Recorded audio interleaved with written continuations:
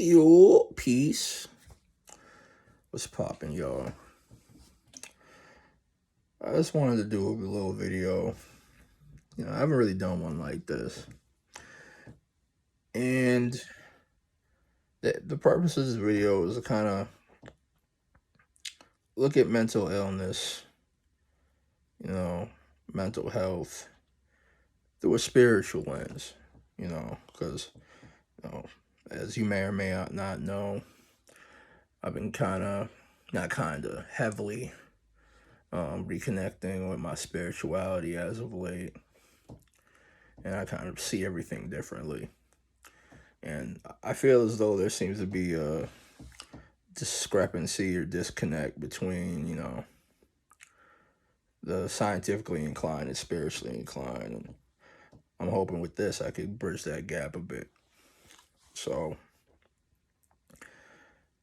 to do that, it's like lately I've been kind of analyzing and, thinking of mental health issues through a spiritual lens. And I feel like for the spiritually inclined, they would benefit from certain things being, recontextualized in that way.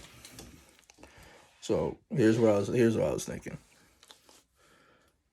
I was thinking about my prior past you know struggles with depression, and I honestly began to look at depression as if it was a demon, or look at almost all um, mental illnesses as some forms of demons. And this is how people used to look at mental health in, like, more archaic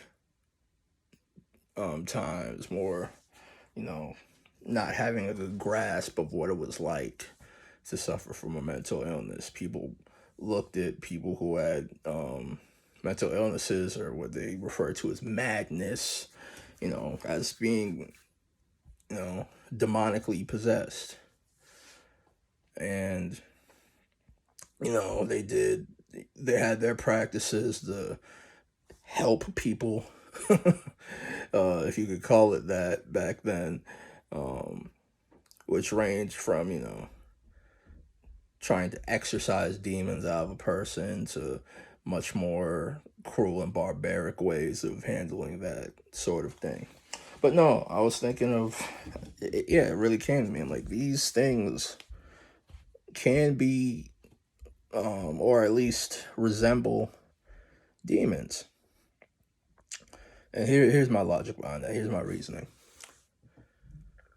For me to have an affliction that makes me not want to get out of bed the entire day, makes me not feel like showering, makes me not feel like eating, makes me not want to talk to the people I love, that tells me I'm worthless, that I don't belong here, that I should die. Um, what does that sound like? Sounds like the devil on your shoulder. It does sound like a demon, no? Or, and let's say in terms of psychosis, you know, a voice in your head telling you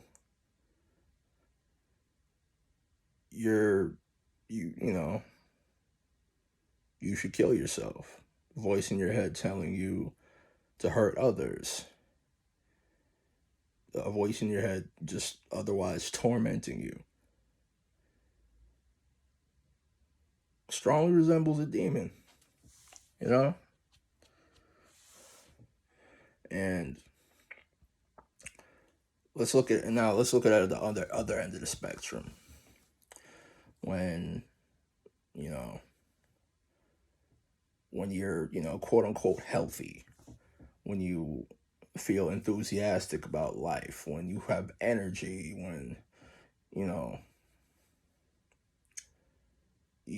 to better yourself, do something constructive, spend time with friends and family and the people you love,